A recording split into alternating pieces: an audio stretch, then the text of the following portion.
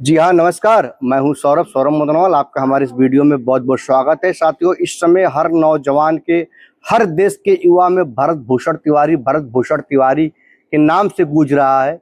यह भरत भूषण तिवारी है क्या? कौन है?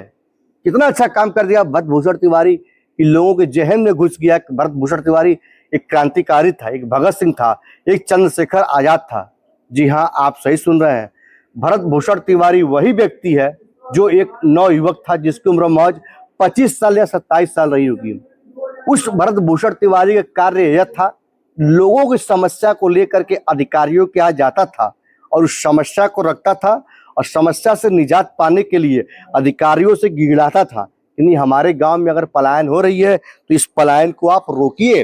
अगर हमारे गांव में हैंडपंप से पानी नहीं आ रहा है तो पानी लाना भी आपका काम है। मतलब कि लोगों की समस्या को अधिकारियों के सामने रखता था। यही बात जो है कि अधिकारियों की जेल में घुस नहीं रहती। अधिकारी सबसे बड़ा इसका दुश्मन था। यह सिस्टम से लड़ता था, अपने लिए कभी युद्ध नहीं किया, कभी अपने परिवार वालों की लड़ाई नहीं किया, ये लोगों के लिए लड़ा। आइए हम बात करते हैं भरत भूषण तिवारी कौन था। भरत भूषण तिवारी वायरल कैसे हुआ, इनका इनकाउंटर कैसे हुआ? लोग इसको कह रहे हैं कि शहीद का दर्जा दिया जाए, पर मैं कह रहा हूं कि शहीद का दर्जा इसको बिल्कुल नहीं दिया जाए, क्योंकि शहीद वाला काम ही नहीं किया है। आप सिस्टम से लड़ते थे, हम जानते हैं, आप जानते हैं, पूरा देश जानता है। आपको कट्टा लेकर लड़ने के लिए कौन अधिकार दे दिया भाई? आप अगर कट्टा लेकर के आएंगे किसी पुलिस वाले के सामने, इस तरीके से आप दबंगई से बात करेंगे तो कहीं की पुलिस रहेगी, रगड़ देगी आपको। हाँ जी हाँ, आप सही सुन पा रहे हैं। वो गले की चैन बेच करके बंदूक लिया, पिस्तौल ले लिया। गांव में किसी ने उसकी शिकायत कर दी कि भरत भूषण तिवारी ने पिस्तौल अवैध रखा है। जैसे इसकी सूचना गांव के नजदीकी थाना के लोगों को पड़ती है, थाना की टीम आती है उसे गिरफ्तार करने के लिए, और ये बंदा चौकी पे इस तरीके से राजा की तरफ बैठा होता है जैसे हम बैठे हुए हैं, और बंदूक लेकर कहता है गिरफ्तार करना है, मुझे गिरफ्तार करो।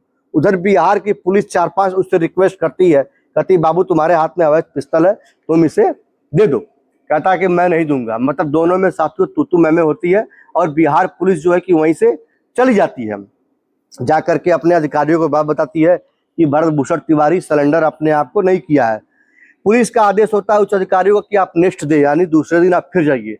दूसरे दिन आता है, जैसे पुलिस आती है उसके गांव में, और ये छत पर से बंदा देख लेता है। देखने के बाद तुरंत फेसबुक पे लाइव आता है। लाइव आने के बाद कहता है मारो गोली, मुझे पता है कि तुम मुझे गोली मारने आए हो। एक हाथ में उसकी बंदूक होता है और एक हाथ में उसकी मोबाइल होती है, और जो लाइव चलता है वो पुलिस की पूरी बाकायदे उसकी हरकतें उसमें दिखाता है कि मारो गोली मारो, तुम लोग आए हो मुझे गोली मारने के लिए, चिल्ला चिल्ला करके कहता है। पुलिस कहती है कि मैं तुम्हें गोली नहीं मारूंगा, तुम अगर बंदूक फेंक दो, तुम आत्मसमर्पण कर दो, यानी कि तुम सरेंडर कर दो। वो कहता कि मैं सरेंडर नहीं करूंगा, भले मैं शहीद हो जाऊंगा। पुलिस रिक्वेस्ट करती है, रिक्वेस्ट करने के बाद ये मानता है। मानने के बाद अपना बंदूक जो है कि फेंक देता है, लीजिए बंदूक, हम आत्मसमर्पण कर दिए। जैसे आत्मसमर्पण करती है सम्राट चौधरी की पुलिस, भरत भूषण तिवारी के पैर में 3 गोली ठाए ठाए ठाए ठाए मारती है। मतलब यहाँ पे जब पुलिस को इनकाउंटर करना पड़ता है किसी को, हाफ इनकाउंटर, तो पैरों में मारल है। पुलिस दिखावले का कि आत्मरक्षा बदे हम गोली मरली है, उधर से हम जात रही है, उधर से कोई गुंडा बदमाश आवत रहना, हमरे ऊपर फायरिंग कही ना, हम जान बचावे बदे गोली मरली है। सूत्रों के मुताबिक यह भी साथियों मालूम चल रहा है कि उन्होंने गुप्तांग में भी गोली पुलिस मारी है। जैसे पुलिस गोली मारती है, गांव में हल्ला होता है, बेचारा गिर जाता है। गिरने के बाद पुलिस उसको नजदीकी हॉस्पिटल में जाती है उसका इलाज करवाने के लिए। नजदीकी हॉस्पिटल का डॉक्टर जो होता है रेफर कर देता है, बोलता है केस जो है कि मेरे के यहाँ से बाहर है, उसको पीएमसीएच पटना में भर्ती करवाती है। भर्ती करवाने कुछ ही घंटों बाद उसकी जो है मृत्यु हो जाती है साथियों। और मृत्यु खबर जैसे गांव वालों को पहुंचती है, गांव में शोक संदेश पहुंच जाता है। माँ सुनती है, माँ बेहोश होकर गिरने लगती है। बाप सुनता है, बाप बेहोश होकर गिरने लगता है। भाई बहन अलगे बेसुध होकर गिरते हैं। अब लाश को लेकर के लोग आते हैं, अपना बीच रोड पर रख के लाश को जाम कर देते, चक्का जाम कर देते हैं। कैसे पुलिस आती है, लाठीचार्ज करती है, कुछ लोग घायल होते हैं, कुछ लोग चोटिल होते हैं। लाश को अपने कब्जे में लेकर के पोस्टमार्टम करने को भेज देती है। इधर सम्राट चौधरी की पुलिस 3 लोगों को सस्पेंड कर देती है, यानी कि जो 3 पुलिसकर्मी उसमें गोली मारे थे, तीनों को उठा करके वो सस्पेंड कर देती है। साथियों, मेरे कहने का मतलब यह था कि आप सिस्टम के खिलाफ लड़ रहे थे, बहुत अच्छी बात है। आप नवयुवा थे, आपके अंदर क्रांति थी, आप बहुत अच्छी बात है, पर आपको बंदूक लेकर के पुलिस को ललकारना नहीं चाहिए, क्योंकि खुले में असलाहा लहराना भी एक अपराध के तहत आता है।